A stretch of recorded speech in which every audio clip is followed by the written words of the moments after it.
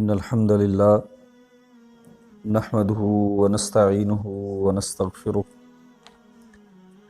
ونعوذ بالله من شرور أنفسنا ومن سيئات أعمالنا من يهده الله فلا مضل له ومن يضلل فلا هادي له أشهد أن لا إله إلا الله وحده لا شريك له وأشهد أن محمدا عبده ورسوله أما بعد أعوذ بالله السميع العليم من الشيطان الرجيم من همزه ونفخه ونفسه کتاب و سنت کا دائی يا أيها الذين آمنوا إن جاءكم فاسق بنبأ فتبينوا أن تصيبوا قوما بجهالة فتصبحوا على ما فعلتم نادمين واعلموا أن فيكم رسول الله لو يطيعكم في كثير من الأمر لعنتم ولكن الله حبب إليكم الإيمان وزينه في قلوبكم وكره إليكم الكفر والفسوق والعصيان أولئك هم الراشدون فضلا من اللہ ونعمہ واللہ علیم حکیم۔ ہر قسم کی حمد و ثنا اللہ خالق کائنات مالک ارض و سما کے لیے ہے۔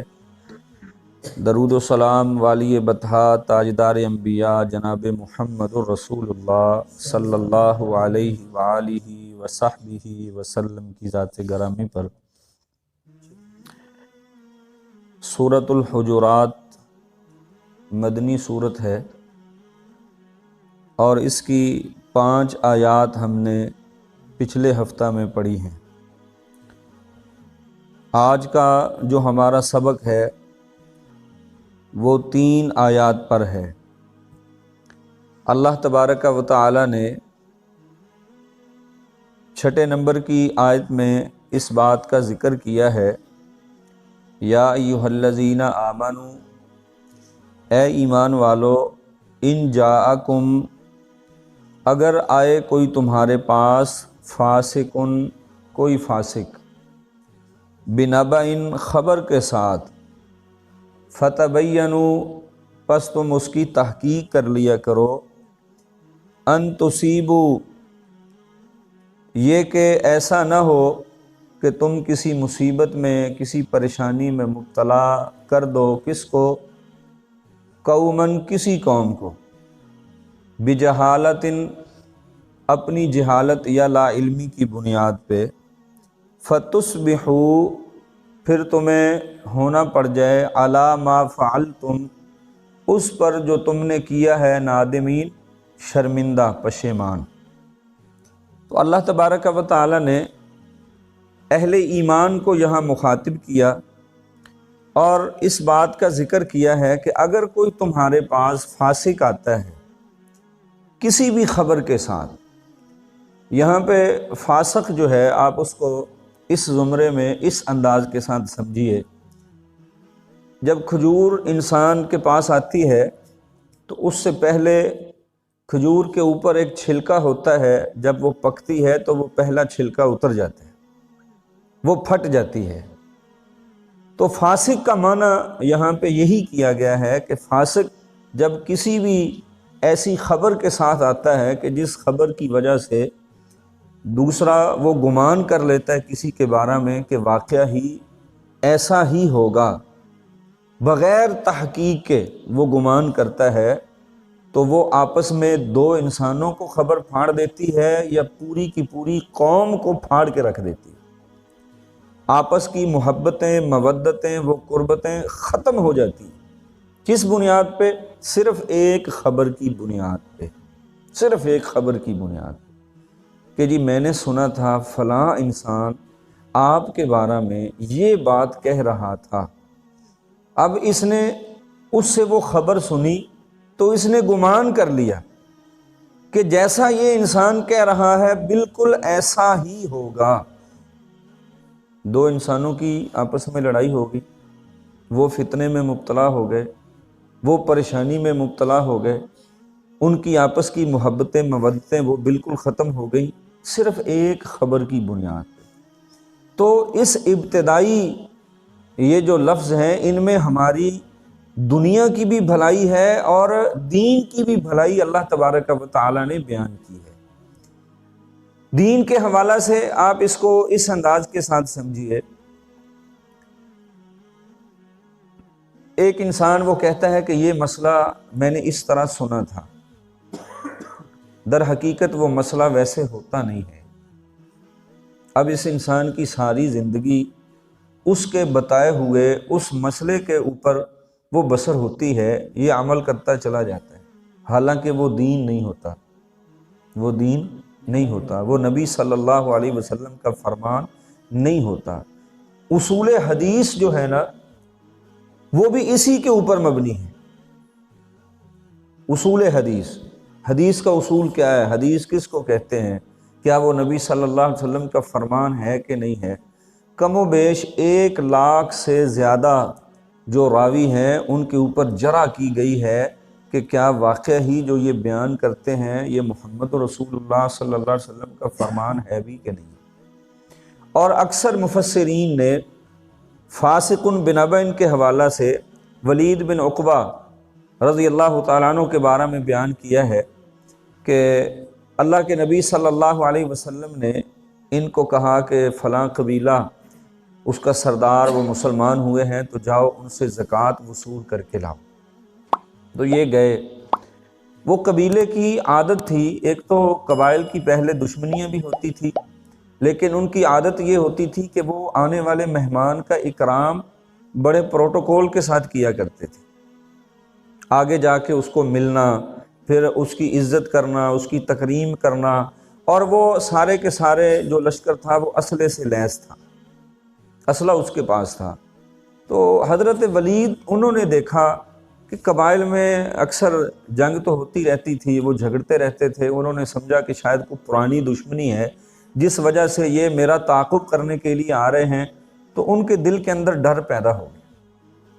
وہ ڈر پیدا ہوا تو وہ واپس آ گئے، انہوں نے آ کے رسول اللہ صلی اللہ علیہ وسلم سے کہا کہ وہ تو زکوٰۃ سے انکاری ہو گئے ہیں،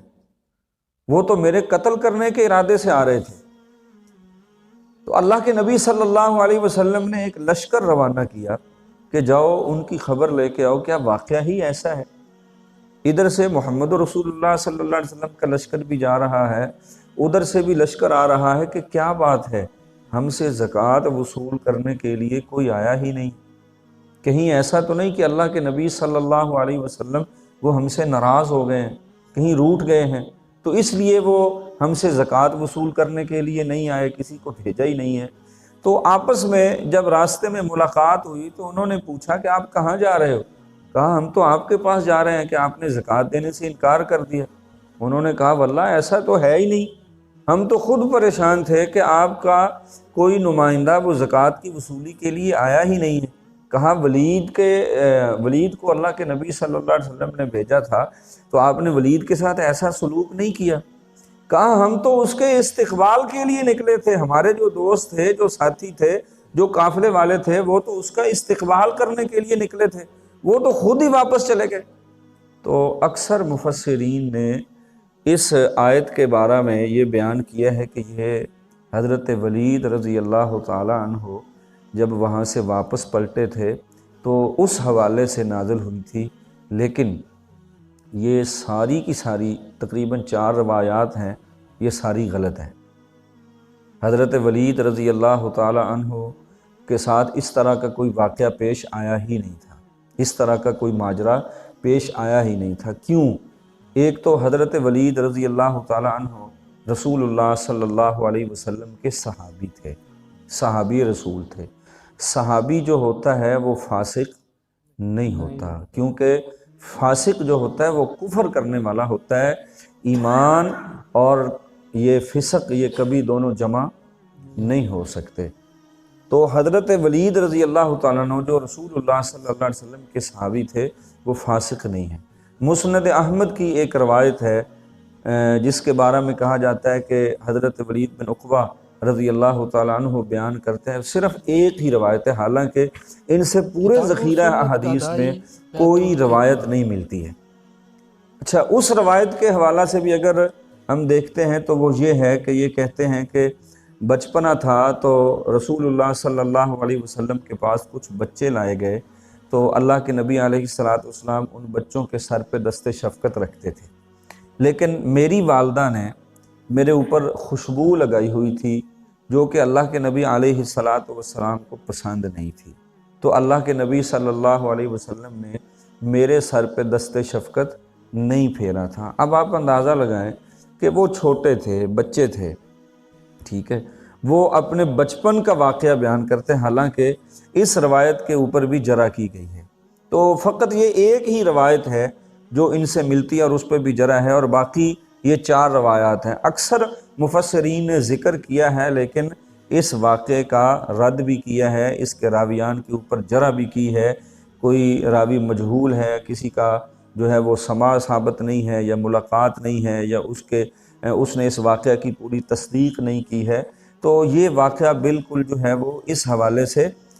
غلط ثابت ہوتا ہے۔ عام معاشرے کے لیے رسول اللہ صلی اللہ علیہ وسلم نے یہ جو اللہ تبارک و تعالیٰ کا قرآن نازل ہوا آپ پر، آپ نے پڑھ کے سنایا، تو عام معاشرے کی اصلاح کے لیے اللہ تبارک و تعالیٰ نے اس کو ذکر کیا ہے کہ ایمان والے، چاہے وہ محمد رسول اللہ صلی اللہ علیہ وسلم کے صحابہ ہیں، چاہے آج کے دور کے ہیں یا قیامت تک آنے والے مومن ہیں، جتنے بھی لوگ ایمان کی بنیاد پہ اس کائنات میں زندہ رہیں گے، سب کے لیے یہی اصول بنا دیا گیا ہے کہ معاشرے کی اصلاح انتہائی ضروری ہے۔ تو اللہ تبارک و تعالیٰ نے ایسا اصول بیان کر دیا کہ فرمایا تمہارے پاس کوئی بھی شخص آئے، وہ کوئی خبر لے کر آتا ہے اور اس خبر پہ تم گمان کر لیتے ہو کہ واقعی ایسا ہوتا ہے، یا ایسی خبر جس سے انسان کو بڑا کوئی فائدہ حاصل ہوتا ہے۔ اب دیکھیں نا، بعض اوقات ایسا ہوتا ہے معاشرے میں، ایک بندہ وہ گفتگو کر رہا ہوتا ہے تو وہ دوسرا تھوڑا سا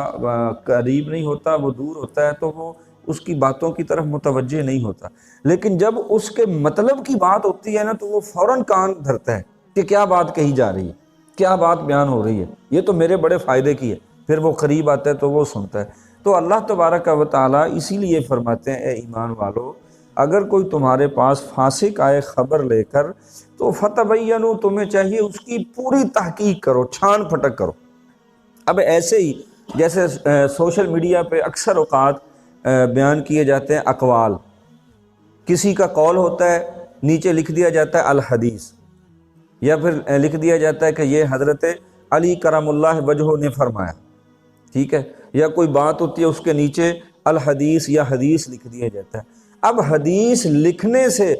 وہ بات محمد رسول اللہ صلی اللہ علیہ وسلم کی نہیں ہو جائے گی، حدیث لکھنے سے ہم یہی باور کرواتے ہیں کہ یہ اللہ کے نبی صلی اللہ علیہ وسلم کا فرمان ہے۔ میرے بھائیوں، اس چیز کا بھی ہمیں خصوصی طور پہ خیال رکھنا چاہیے کہ جب ہم حدیث لکھ رہے ہوتے ہیں تو کیا جو ہم اوپر باتیں ذکر کر رہے ہیں اس کی پوری تحقیق کی ہم نے،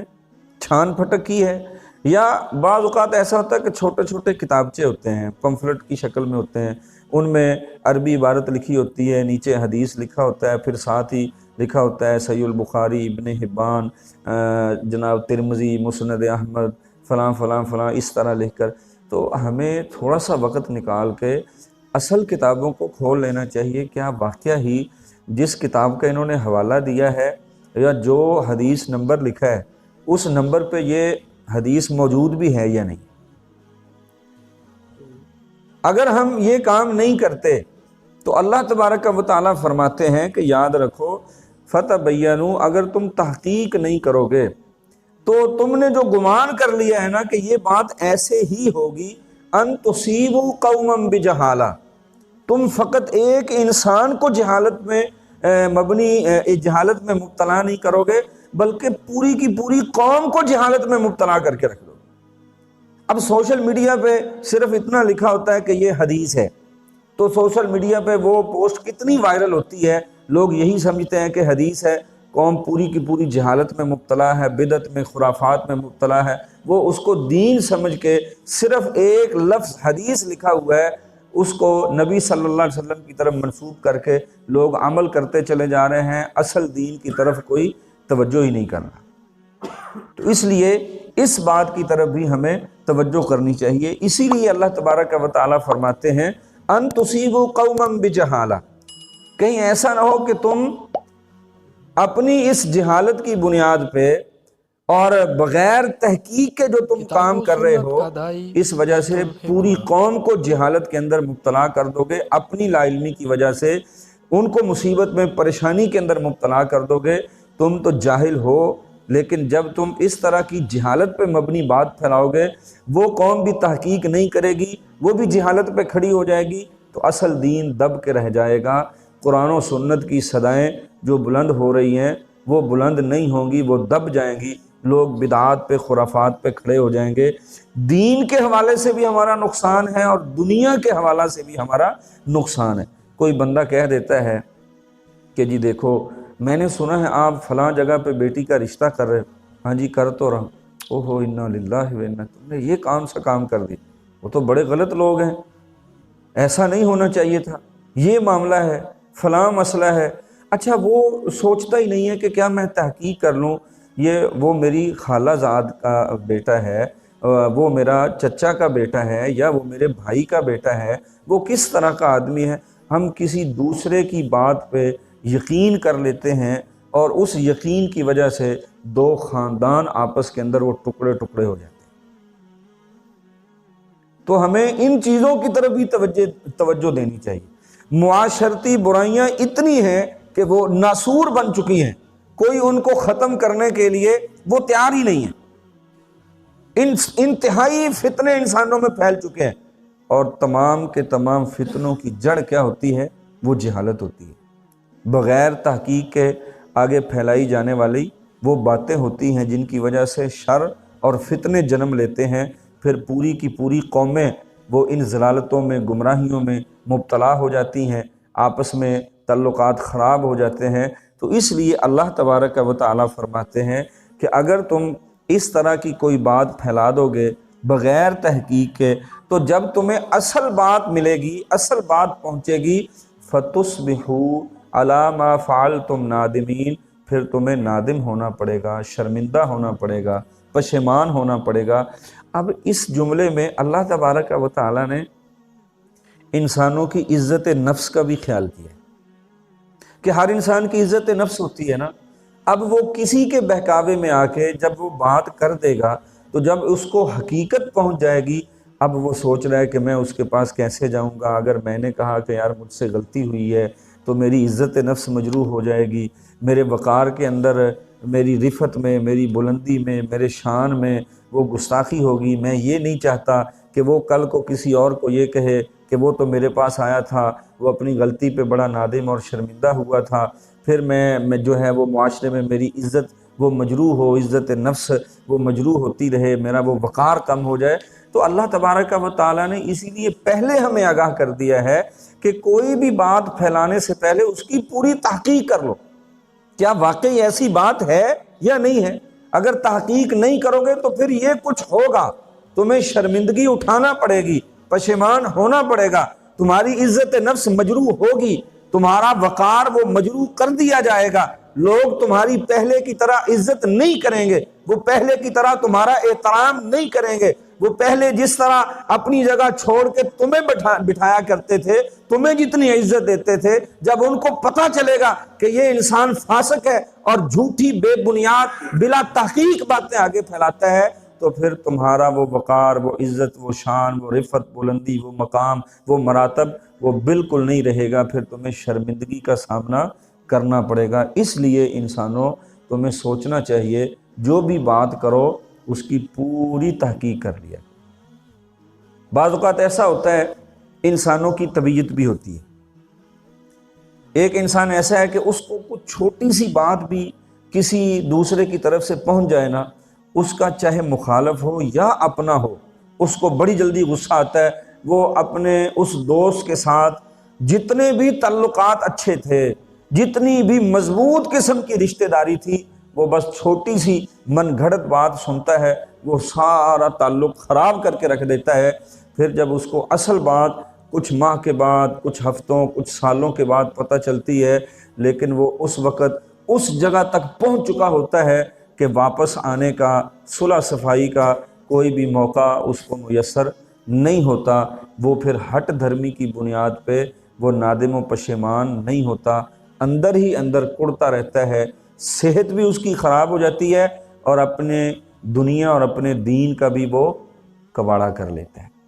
تو اس لیے میرے واجب الاحترام بھائیوں، اللہ تبارک و تعالیٰ نے دینی اور دنیاوی معاملات کے حوالہ سے بھی ہماری رہنمائی فرمائی ہے کہ اے ایمان والو، اگر کوئی تمہارے پاس فاسق کسی بھی خبر کے ساتھ آتا ہے، وہ کوئی خبر ہو، کسی قسم کی خبر ہو، وہ تمہیں کوئی بھی بات کرے تو اس کی پوری تحقیق کر لو، کہیں ایسا نہ ہو کہ بلا تحقیق تم کوئی فیصلہ کرو، کوئی قدم اٹھاؤ تو پھر بعد میں تمہیں شرمندگی کا سامنا کرنا پڑے، کیونکہ انسان جذباتی ہو جاتا ہے، انسان کو اس طرح کی جھوٹی بات سن کے غصہ آتا ہے، پھر وہ اپنے اختیارات کا ناجائز استعمال بھی کر بیٹھتا ہے، غصے کے عالم میں پھر وہ غلط فیصلے کرتا ہے، اور اکثر غصے میں کیے جانے والے یا بہکاوے میں کیے جانے والے فیصلے غلط ہی ہوتے ہیں، وہ کبھی بھی درست نہیں ہوتے، تو پھر بعد میں انسان کو ندامت ہوتی ہے۔ تو اس لیے اللہ تبارک و تعالیٰ نے اس چیز سے ہمیں آگاہ کیا ہے۔ پھر آگے اللہ تبارک و تعالیٰ فرماتے ہیں وَاعْلَمُوا أَنَّ فِيكُمْ رَسُولَ اللَّهِ، یہاں اللہ تبارک و تعالیٰ محمد کریم صلی اللہ علیہ وسلم کے صحابہ سے مخاطب ہے کہ جان لو تم میں اللہ کے رسول ہیں۔ اچھا، پھر ہمارے لیے بھی یہ حکم ہے، یہ منسوخ نہیں ہوا۔ ہمارے لیے حکم کیا ہے کہ اب رسول اللہ صلی اللہ علیہ وسلم اپنے وجود کے ساتھ ہمارے اندر موجود نہیں ہیں، لیکن نبی کریم صلی اللہ علیہ وسلم کی نبوت جاری ہے اور قیامت تک جاری رہے گی۔ آپ کے فرامین ہمارے اندر موجود ہیں، اب ہمیں ان کی تحقیق بھی کرنی ہے، اس کو سمجھنا بھی ہے، اور اس بات کا خیال بھی رکھنا ہے لو یطیعکم فی کثیر من الامر لعنتم، اگر اللہ رب العزت فرماتے ہیں کہ محمد کریم صلی اللہ علیہ وسلم تمہاری اطاعت کریں بہت سارے معاملات میں تو پھر تم مشکل میں پڑ جاؤ گے۔ مشاورت کا اللہ نے حکم دیا ہے، مشاورت ہم کر سکتے ہیں، مشورہ کر سکتے ہیں۔ اللہ کے نبی صلی اللہ علیہ وسلم مشاورت کمیٹی بنا سکتے ہیں، بنائی ہے، آپ مشورہ کرتے تھے، کوئی بھی کام کرنا ہوتا تھا، لیکن اللہ تبارک و تعالیٰ نے مشاورت کا حق دیا ہے، لیکن تمہیں جب مشورے میں تم بیٹھو تمہیں یہ اختیار ہے کہ تمہارے ذہنوں کے اندر جو کچھ ہے وہ تم صحیح بیان کر دو، لیکن یہ تصور کے اندر بات نہیں آنی چاہیے کہ جو میں کہہ رہا ہوں وہی ٹھیک ہے، بلکہ فیصلے کا اختیار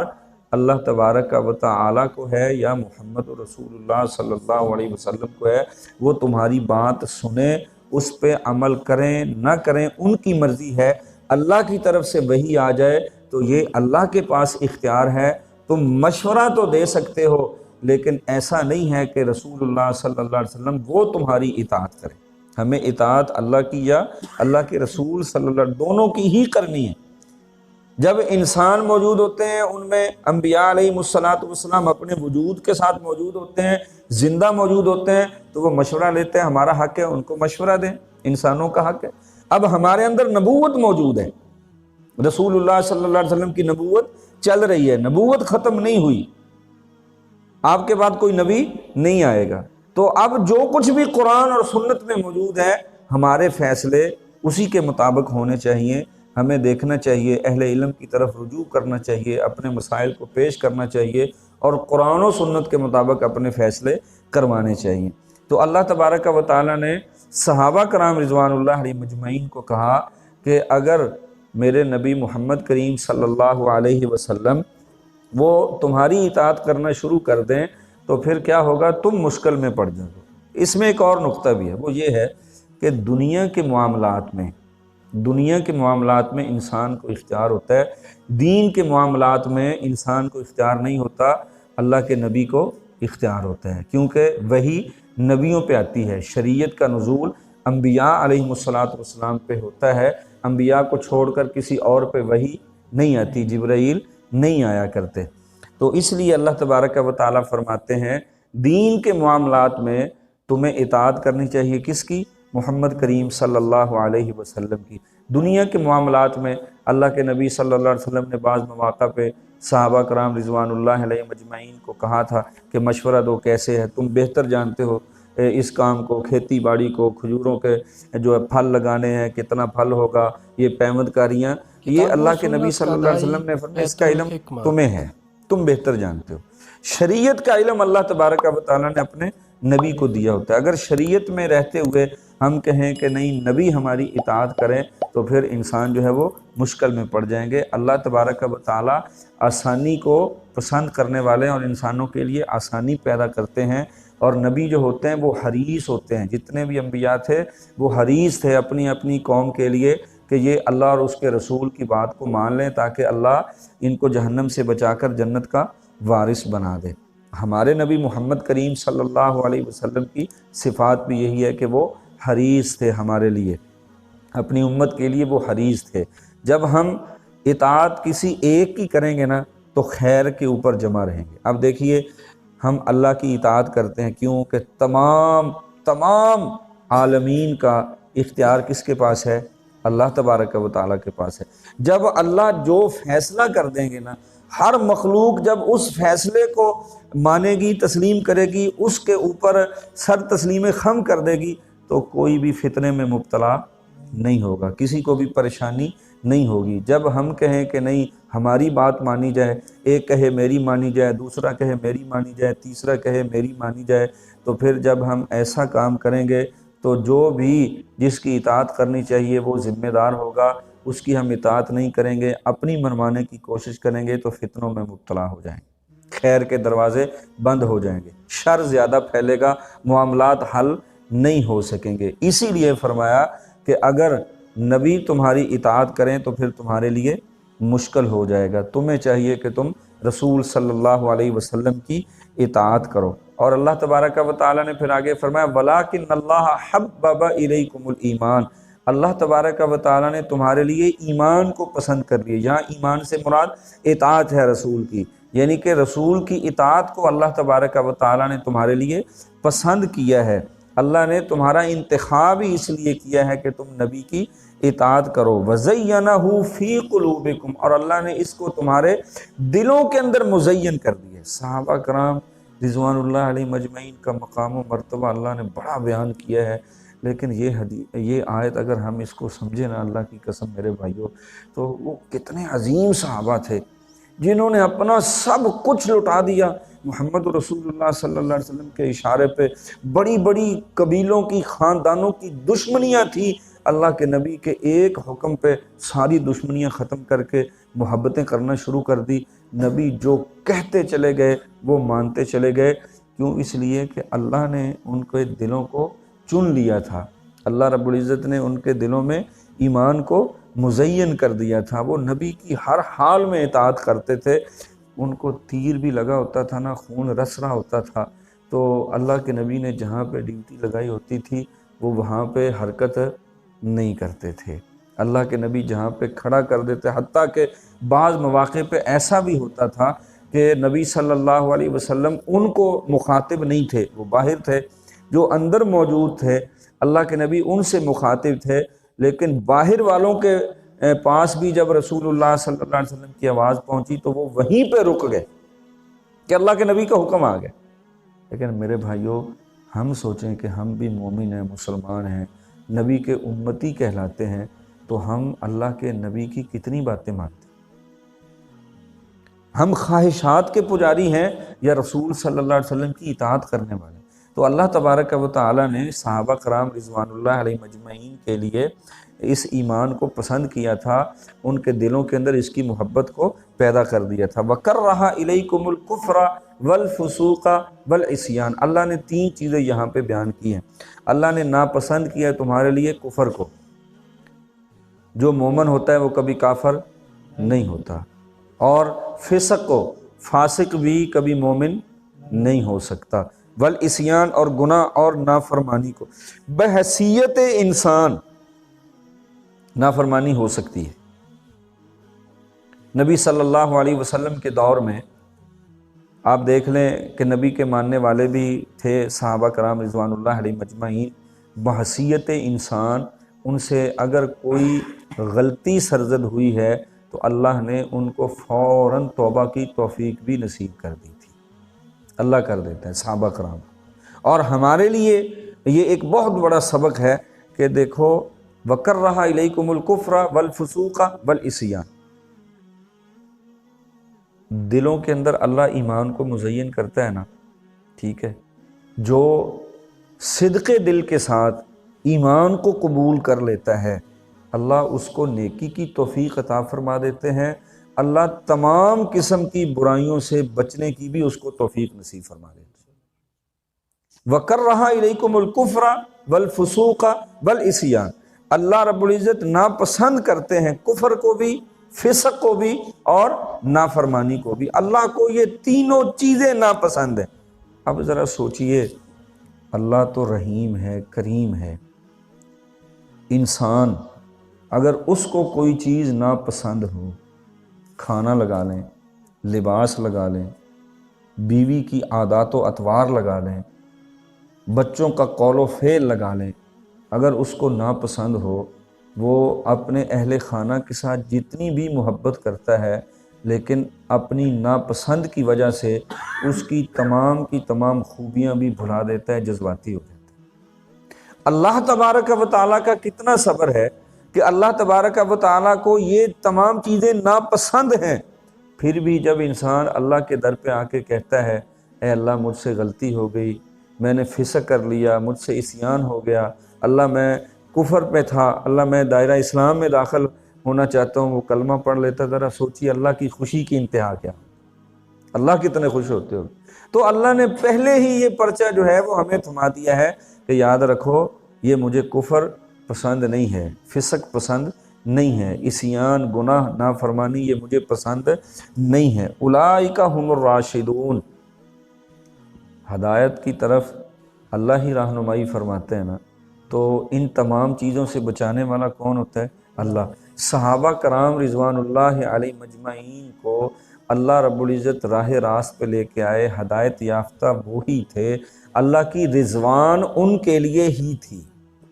اللہ تبارک و تعالی جن پہ راضی ہوتے ہیں نا، جن پہ راضی ہوتے ہیں، بتقاضۂ انسان اگر ان سے کوئی گناہ کوئی غلطی سرزد ہو جاتی ہے تو یاد رکھیے اللہ فوراً ان کو توبہ کی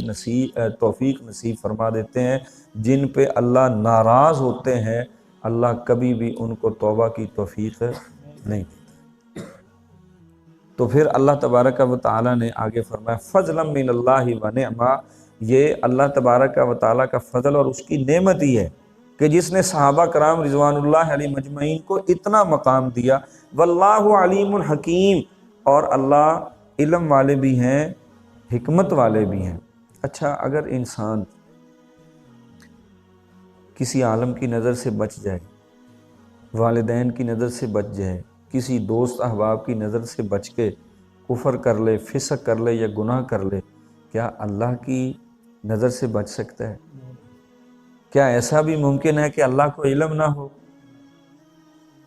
علامہ اقبال نے بھی شعر بولا تھا نا اسی پہ کہ رب تو اس کا علم یا اس کی قدرت طاقت تو ہر جگہ پہ ہے۔ ایک بندہ سمجھتا ہے کہ میں مسجد میں بدکاری نہ کروں، شراب نہ پیوں، جوا نہ کھیلوں، باہر جا کے کرتا ہے، تو وہ کیا سمجھتا ہے وہاں پہ رب کو علم نہیں ہے، وہاں رب دیکھتا نہیں؟ کیا اللہ جانتے نہیں ہیں؟ بھائیو اللہ سب کچھ جانتے ہیں۔ تو ہمیں ان چیزوں کا خیال رکھنا چاہیے، گناہ کرتے ہوئے، غلطی کرتے ہوئے، نافرمانی کرتے ہوئے، فسق کرتے ہوئے، کفر کی طرف جاتے ہوئے، کہ ہمارے رب کو سارا ہی علم ہے، وہ اللہ جاننے والا ہے، وہ ہمارا رب ہے، وہ پروردگار ہے، وہ اللہ ہے، وہ رحیم کریم ہے۔ جہاں پہ وہ رحیم کریم بھی ہے وہاں پہ اللہ جبار اور قہار بھی ہے۔ ہمیں یہ چیزیں ذہن میں رکھنی چاہیے۔ تو یہ سارے کا سارا فضل جو صحابہ کرام رضوان اللہ علیہ مجمعین پہ ہوا، یہ اللہ کی طرف سے ہی نعمت تھا، یہ تمام نعمتیں اللہ ہی کی طرف سے تھی، تو اس لیے اللہ تبارک و تعالیٰ نے ان کا انتخاب کیا ہے۔ تو میرے بھائیوں، یہ 3 آیات ہیں، اس میں اللہ تبارک و تعالیٰ نے ادب بھی بیان کیا ہے محمد کریم صلی اللہ علیہ وسلم کا، صحابہ کرام رضوان اللہ علیہ مجمعین کا مقام و مرتبہ بھی بیان کیا ہے، اور معاشرے کی اصلاح کے لیے فاسق کی ڈیفینیشن بھی بیان کر دی، اور ہمیں بھی بتا دیا ہے کہ ہمیں ہر کسی کی بات کی طرف وہ توجہ نہیں دینی چاہیے، اس کی سنیں پھر ہم فتنے میں مبتلا۔ بعض عادتیں ایسی ہوتی ہیں، اب ایک بندہ وہ کسی کے ساتھ بات کر رہا ہے نا، تو بات اس کی ختم ہوئی تو ہمیں یہ بھی عادت ہوتی ہے پوچھنا، ہاں کیا کہا تھا اس نے، کیا بات کہی تھی، کیا ہوا، کیسے ہوا، اچھا ایسے کہا تھا اس نے۔ بھائی جب تیرا کام ہی نہیں ہے تو تجھے ضرورت ہی نہیں ہے۔ بعض خبریں تو فاسق دیتے ہیں، بعض ہم جان بوجھ کر وصول کرتے ہیں کہ ہمیں کتاب و پتہ سنت چلے۔ کا دائی میرے بیت بھائیو، جو الحکمہ۔ بات ہمیں نہیں بتانے والی وہ کوئی دوسرا ہمیں نہیں بتاتا تو ہمیں اس پہ خوش ہونا چاہیے۔ جتنی باتیں کم ہمارے علم میں ہوں گی اتنے ہم فتنوں سے زیادہ محفوظ رہیں گے۔ جتنی زیادہ باتیں ہم تک پہنچتی رہیں گی، ہم ان کی طرف توجہ کرتے رہیں گے، کان دھرتے رہیں گے، وہ باتیں ساری کی ساری جہالت پہ مبنی ہوں گی، ہم فتنوں کا شکار ہو جائیں گے۔ اپنے گھر میں بھی اگر بیوی کی طرف سے کوئی بات سنیں کہ آپ کے بیٹے نے، آپ کی بیٹی نے ایسا کیا ہے، تو اس کی پوری تحقیق کریں۔ اپنے بچوں کی طرف سے ہمیں خبر ملے کہ ابو جی دوسرے بیٹے نے، میرے بھائی نے ایسے کیا ہے، پوری تحقیق کریں۔ بیٹی کی طرف سے کوئی خبر ملے، پوری تحقیق کریں۔ خاندان قبیلے کے لوگوں کی طرف سے بیوی کے متعلق یا بچوں کے متعلق کوئی خبر ملے تو اس کی پوری تحقیق کریں۔ یار دوستوں کے حوالہ سے کسی کی طرف سے ہمیں کوئی خبر ملے تو پوری تحقیق کریں۔ دینی دوست ہوں یا دنیاوی دوست ہوں، جب بھی کوئی ہمیں خبر دے تو ہم اس کی پوری تحقیق کریں۔ دین کے حوالہ سے ہمیں کوئی بات ملے، کسی کی طرف سے بھی ملے، اس کی پوری تحقیق کریں، چاہے کوئی اپنا ہو یا بیگانہ ہو۔ جب بھی وہ کوئی خبر دے تو جب تک ہم اس کی پوری تحقیق نہ کر لیں، اس بات کو ہمیں آگے بیان نہیں کرنا چاہیے، اس کو پھیلانا نہیں چاہیے۔ کہیں ایسا نہ ہو کہ ہم اپنی اس عادت کی بنیاد پہ اس بات کو آگے پھیلا دیں، وہ بات جہالت پہ مبنی ہو، پوری قوم وہ فتنے میں مبتلا ہو جائے، بعد میں ہمیں جب حقیقت معلوم ہو تو پھر ہمیں نادم و پشیمان ہونا پڑے، پھر ہماری عزت نفس مجروح ہو جائے۔ کہیں ایسا نہ ہو کہ عزت نفس بچاتے بچاتے خیر کے تمام دروازوں کو بند کر دیں، اللہ کی رحمت سے ہم جو ہے وہ دور چلے جائیں، اللہ ناراض ہو جائے، اللہ ہم سے توفیق ہی نیکی کی چھین لے، ہم کبھی اس کے در پہ آ ہی نہ سکیں۔ تو میرے بھائیوں، پھر ہمیں سوچنا ہے کہ ہمیں جنت کے راستوں پہ چلنا ہے یا جہنم کے راستوں پہ چلنا ہے۔ اللہ سے دعا ہے اللہ تبارک و تعالی مجھے اور آپ کو ان 3 آیات کو سمجھ کر عمل کرنے کی توفیق نصیب فرمائے۔ میں پھر دہرا دیتا ہوں بھائی، اس کو یاد کر لیں۔ یا ایھا الذین آمنو، اے ایمان والو، ان جاءکم فاسقن، اگر کوئی آئے تمہارے پاس فاسق بنبأ،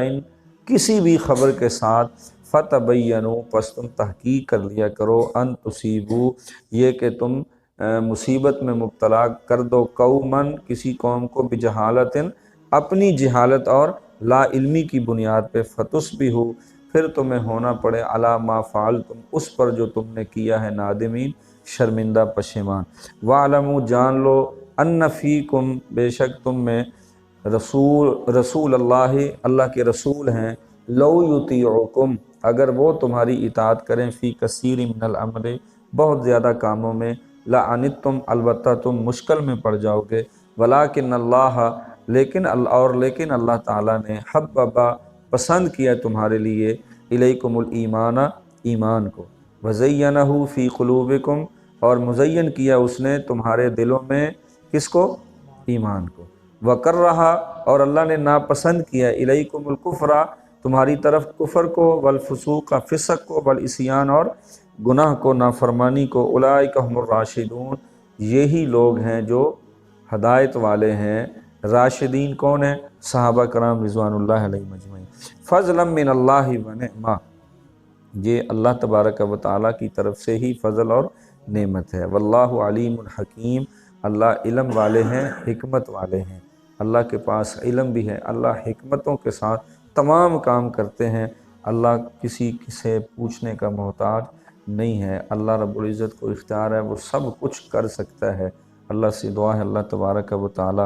آج کی یہ 3 آیات اور پچھلی آیات، ان کو جو ہم نے پڑھا، جو اللہ نے مجھے توفیق دی میں نے بیان کیا، سب سے پہلے اللہ مجھے پھر سامعین کو عمل کرنے کی توفیق نصیب فرمائے۔ آخر دعوایا الحمدللہ رب العالمین۔